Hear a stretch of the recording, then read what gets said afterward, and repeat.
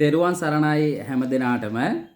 ඉතින් ආදරණීය දුවේ පුතේ, ඒ වගේම ගෞරවනීය ස්වාමින් වහන්සේ, ඒ වගේම මෙහෙණින් වහන්සේ, අපි මේ ආරම්භ කරන්නට යන්නේ උසස් පෙළ විෂය ධාරාව සඳහා බුද්ධ ධර්මයේ විෂය හදාරන දරුවන් වෙනුවෙන් පාඩම් මාලාවක් සාකච්ඡා කරන්නට.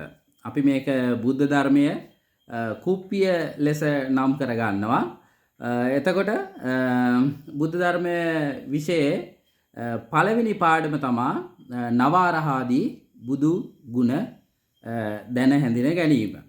එතකොට අපි වැඩි විස්තර වලට යන්නේ මෙතෙන්දී. අපි බලාපොරොත්තු වෙන්නේ කෙලින්ම මාතෘකාවට බහැලා ඊ타ත්ම සරලව මේ බුදු ගුණ පිළිබඳව විභාගයට ප්‍රමාණවත් පරිදි මෙන්ම අපගේ ජීවිතයට ආලෝකයක් ඇතිවන මට්ටමකින් යම් සාකච්ඡාවක් ඔයාලත් එක්ක එකතු වෙලා සිද්ධ කරන්නට.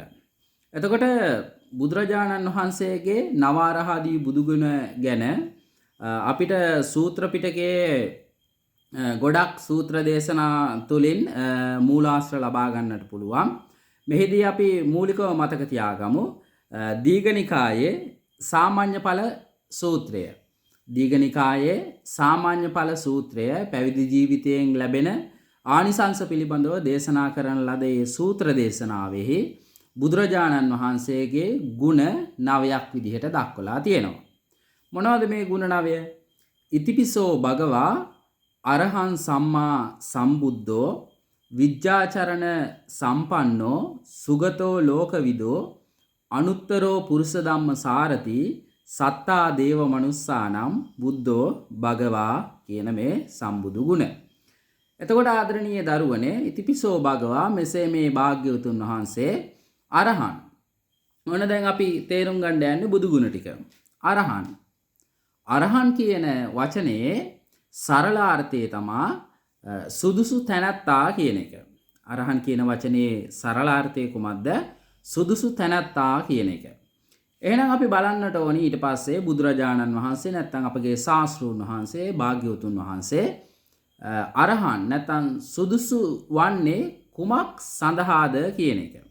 බුදුරජාණන් වහන්සේ සුදුසු වන්නේ සියලු දෙව් මිනිසුන්ගේ ආමිස පූජා හා ප්‍රතිපත්ති පූජා පිළි ගැනීමට. බුදුරජාණන් වහන්සේ සුදුසු වන්නේ සියලු දෙව් මිනිසුන්ගේ ආමිස පූජා හා ප්‍රතිපත්ති පූජා පිළිගැනීමට. ඊළඟට අපි කල්පනා කරන්නට ඕනේ මෙසේ සුදුසු වන්නේ කුමක් නිසාද? මේ බුදුරජාණන් වහන්සේ සියලු දෙව් මිනිසුන්ගේ ආමිස පූජා ප්‍රතිපත්ති පූජා පිළිගැනීමට සුදුසුයි කියනවා. එහෙම සුදුසු වන්නේ කුමක් නිසාද? එහෙම සුදුසු වන්නේ උන්වහන්සේ රහසින්වත් පව් කරපු කෙනෙක් නෙවෙයි. ඒ වගේම බුදුරජාණන් වහන්සේ සියලු රාග, සියලු දේශ, සියලු මෝහයන් දුරු කර නිසා. හරිනේ, එහෙනම් කතාව පැහැදිලිනේ.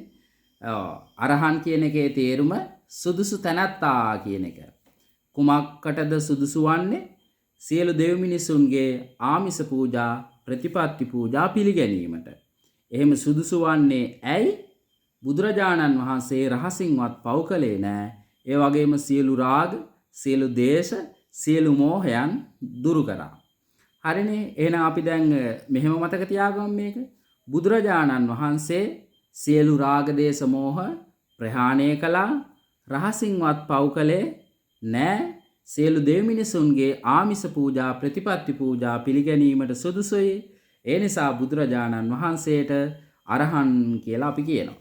ඔන්න එහෙනම් පැහැදිලි ඇති මේ දරුවන්ට බුදුරජාණන් වහන්සේ අරහන් කියන්නේ කුමන කරුණක් නිසාද කියලා. ඊළඟට බුදු ගුණයට අපි යමු. සම්මා සම්බුද්ධ බුදු ගුණය. සම්මා සම්බුද්ධ බුදු ගුණය. සම්මා සම්බුද්ධ කියලා කියන්නේ භාග්‍යවතුන් වහන්සේ චතුරාර්ය සත්‍ය ධර්මය ගුරු උපදේශ රහිතව පරිපූර්ණ වශයෙන් අවබෝධ කර නිසා තමයි සම්මා සම්බුද්ධ කියලා කියන්නේ. බුදුරජාණන් වහන්සේ චතුරාර්ය සත්‍ය ධර්මය ගුරු උපදේශ රහිතව පරිපූර්ණ වශයෙන් අවබෝධ කරපු නිසා අපි උන්වහන්සේට කියනවා කවුරු කියලාද? සම්මා සම්බුද්ධ කියලා. මොනවද මේ චතුරාර්ය සත්‍ය ධර්මය කියලා කියන්නේ? චතුරාර්ය සත්‍ය ධර්මය තමා දුක්ඛාර්ය සත්‍ය, දුක්ඛ සමුදය ආර්ය සත්‍ය, දුක්ඛ නිරෝධ ආර්ය සත්‍ය, දුක්ඛ නිරෝධගාමිනී පටිපදා ආර්ය සත්‍ය. නේද? ඒ කියන්නේ දුකට හේතුව, දුකින් මිදීම හා දුකින් මිදීමේ මාර්ගය ගුරු උපදේශ රහිතව උන්වහන්සේ මේ චතුරාර්ය සත්‍ය ධර්මය අවබෝධ කළේ තමන් වහන්සේගේ ස්වම්භූ ඥානින්. තමන් වහන්සේ දියුණු කරන ලද ප්‍රඥාවෙන් අවබෝධ කළේ. ඒක තවත් වෙනත් ගුරුවරයෙකුගෙන් අහලා දැනගත්ත දෙයක් නෙමෙයි. ඒ වගේම උන්වහන්සේ මේ චතුරාර්ය සත්‍ය ධර්මය පරිපූර්ණ වශයෙන්ම අවබෝධ කළා. අන්න ඒ නිසා තමයි බුදුරජාණන් වහන්සේට අපි සම්මා සම්බුද්ධ කියලා කියන්නේ. එහෙනම් දැන් මතකද බලන්න. මොකද්ද සම්මා සම්බුද්ධ කියන්නේ? චතුරාර්ය සත්‍ය ධර්මය ගුරු උපදේශ රහිතව පරිපූර්ණ වශයෙන් අවබෝධ කරපු නිසා අපි කියනවා සම්මා සම්බුද්ධයි කියලා. මේක තවත් විදිහකට කිව්වොත් එහෙම මේ චතුරාර්ය සත්‍ය ධර්මයේ පිළිබඳව ඔබට ඉදිරි පාඩම් වලදී තවත් විස්තර වශයෙන් දැනගන්නට පුළුවන්කම තියෙනවා. මෙතෙන්දී අපි මූලික අවධානය දෙන්නේ බුදු ගුණ පිළිබඳව පමණයි. ඊට පස්සේ සම්මා සම්බුද්ධ කියලා කියන්න පුළුවන් තවත් කාරණයක් තියෙනවා. ඒ කාරණේ තමයි සත්ව ලෝකය, සංඛාර ලෝකය, අවකාශ ලෝකය. සත්ව ලෝකය කියන්නේ මේ ජීව ලෝකය. සංඛාර ලෝකය කියන්නේ මේ ඇතිවීම නැතිවීම සහිත මේ සංස්කාර ලෝකයට. ඒ කියන්නේ මේ ලෝකේ තියෙන සියලුම දේවල් වලට. හරි? සත්ව ලෝකය, සංඛාර ලෝකය, ඊළඟට අවකාශ ලෝකය. මේ හිස් අවකාශයේ සහිත විශ්වය උන්වහන්සේ සම්පූර්ණයෙන්ම අවබෝධ කරපු නිසා උන්වහන්සේට අපි කියනවා කවුරු කියලාද? සම්මා සම්බුද්ධ කියන බුද්ධ කියලා. ඊළඟට අපි කතා කරන්න යන්නේ විද්‍යාචරණ සම්පන්න බුදු ගුණය. විද්‍යා කියලා කියන්නේ විද්‍යාවට. විද්‍යා කියලා කියන්නේ මොකේද? විද්‍යාවට. විද්‍යා කියලා කියන්නේ විද්‍යාව. චරණ කියන්නේ හැසිරීම. භාග්‍යතුන් වහන්සේට තමන් වහන්සේගේ තුල උපදිච්ච ඇතිවෙච්ච විද්‍යාව නැත්නම් තමන් වහන්සේ විසින් අවබෝධ කරගත්ත ප්‍රඥා ලෝකයට අනුව උන්වහන්සේ තුල හැසිරීම තිබුණා. අන්න ඒ නිසා අපි කියනවා විද්‍යාචරණ සම්පන්නයි කියලා වෙලා. නැත්නම් මේක තව විදිහකට අපි අර්ථකථනය කරගත්තොත් එහෙම ත්‍රිවිද්‍යාවන්ගෙන් අෂ්ට විද්‍යාවන්ගෙන් හා 15 චරණ ධර්මයන්ගෙන් යුක්ත නිසා බුදුරජාණන් වහන්සේට අපි කියනවා කවුරු කියලාද? විද්‍යාචරණ සම්පන්න කියලා. මොනවද ඒ කාරණා තුන? ත්‍රිවිද්‍යා, අෂ්ට විද්‍යා, 15 චරණ ධර්ම කියන මෙන්න මේ ධර්ම සමவாயයෙන් යුක්ත නිසා බුදුරජාණන් වහන්සේට අපි කියනවා විද්‍යාචරණ සම්පන්න කියලා. මොනවද මේ ත්‍රිවිද්‍යා කියලා කියන්නේ? ත්‍රිවිද්‍යා කියලා කියන්නේ පුබ්බේ නිවාසානුස්සති ඥානය, පුබ්බේ නිවාසානුස්සති ඥානය, පුබ්බේ නිවාසානුස්සති ඥානය, ඒ වගේම චුතූපපාත ඥානය, ආසවක්ඛ්‍ය ඥානය. පුබ්බේ නිවාසානුස්සති ඥානය කියන්නේ පෙරවිසූ කඳ පිළිවෙල දැනගැනීමේ නුවණ. චුතූපපාත ඥානය කියලා කියන්නේ සත්වයින්ගේ චුති උප්පත්තිය පිළිබඳව දැනගැනීමේ නුවණ. ආසවක්ඛ්‍ය ඥානය කියලා කියන්නේ සියලු කෙලෙස් තමන් විසින් නැසුවා සියලු කෙලෙස් නැසීම පිළිබඳ වූ ඥානය අපි කියනවා ආසවක්ඛ්‍ය ඥානය කියලා. මෙන්න මේ ත්‍රිවිද්‍යාවන් බුදුරජාණන් වහන්සේ යුක්ත වුණා. ඒ වගේම අෂ්ට විද්‍යාවන්. මොනවද මේ අෂ්ට විද්‍යාවන්? විපස්සනා ඥානය.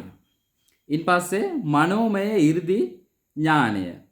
ඊට පස්සේ දිබ්බ චක්කු ඥානය, දිබ්බ සෝත ඥානය, පරචිත්ත විඥාන ඥානය, පුබ්බේ නිවාසානුස්සති ඥානය, ආසවක්ඛ්‍ය ඥානය, ඉද්ධිවිද ඥානය කියන මෙන්න මේ අෂ්ට විද්‍යාවන්ගෙන් යුක්ත උන නිසා බුදුරජාණන් වහන්සේට විද්‍යාචරණ සම්පන්න කියලා කියනවා. ඒ වගේම 15 චරණ ධර්මයන්ගෙන්. එතකොට දැන් අපි මේක සරලව මතක තියාගමු. ත්‍රිවිද්‍යාවන්ගෙන්, අෂ්ට විද්‍යාවන්ගෙන් හා 15 චරණ ධර්මයන්ගෙන් යුක්ත නිසා බුදුරජාණන් වහන්සේට විද්‍යාචරණ සම්පන්නයි කියලා අපි කියනවා. එතකොට දැන් මේ ත්‍රිවිද්‍යා මොනවද? අෂ්ට විද්‍යා මොනවද? 15 චරණ ධර්ම මොනවද කියලා අපි මෙතෙන්දි පැහැදිලි කරන්න යන්නේ පූර්ණ විස්තර වශයෙන්. මේ පාඩම් මාලාව ඉදිරියට ඔබ අධ්‍යයනය කරන යනකොට ඒවා පිළිබඳව පූර්ණ අවබෝධයක් ඔබට ලබා ගන්නට පුළුවන්. එහෙනම් අපි නැවත ආයෙ මතක් කරලා බලමු. අය බුදුරජාණන් වහන්සේට අරහන් කියලා කිව්වේ. උන්වහන්සේ සියලුම රාග දේශ මොහ ප්‍රහාණය කළා. රහසින්වත් පව් කළේ නැහැ. සියලු දෙව් බමුණුගේ ආමිස පූජා ප්‍රතිපත්ති පූජා පිළිගැනීමට සුදුසු නිසා අපි අරහන් කියලා කියනවා. ඒ වගේම බුදුරජාණන් වහන්සේට සම්මා සම්බුද්දයි කියලා කියනවා. සම්මා සම්බුද්ධ කියලා කියන්නේ චතුරාර්ය සත්‍ය ධර්මයේ ගුරු උපදේශ රහිතව පරිපූර්ණ වශයෙන්ම අවබෝධ කර නිසා. ඒ වගේම සත්ත්ව ලෝකයේ, සංඛාර ලෝකයේ, අවකාශයේ ලෝකයේ කියන සියලු ලෝක තමන් වහන්සේ විසින්ම අවබෝධ කරපු නිසා. එහෙම නැත්නම් සංකත අසංකත සියලු ධර්මයන් තමන් වහන්සේගේ නුවණින්ම අවබෝධ කරපු නිසා අපි බුදුරජාණන් වහන්සේට සම්මා සම්බුද්ධ කියනවා. විද්‍යාචරණ සම්පන්න කියන්නේ ත්‍රිවිද්‍යාවන්ගෙන්, අෂ්ට විද්‍යාවන්ගෙන් හා 15 චරණ ධර්මයන්ගෙන් යුක්ත වූ නිසා. එහෙනම් මේ බුදුගුණ පිළිබඳව දැක්වෙන මූලික සූත්‍ර දේශනාවක් තමයි දීඝනිකායේ සාමාන්‍ය ඵල සූත්‍රය. මේ පිළිබඳව අර්ථ විවරණ අපි සොයා ගන්නවා නම් බුද්ධඝෝෂ අටුවාචාරින් වහන්සේ විසින් රචනා කරන්නට යෙදුන විසුද්ධි මාර්ගය කියන ග්‍රන්ථයනුත් ඒ වගේම විනය පිටකයේ අලලා උන්වහන්සේ විසින්ම රචනා කරන්නට යෙදුණු සමන්ත ප්‍රාසාදිකාව කියන අට කතාව තුළනුත් මේ බුදුගුණ පිළිබඳව අපිට අර්ථ විවරණ සොයා ගන්නට පුළුවන්කම තියෙනවා.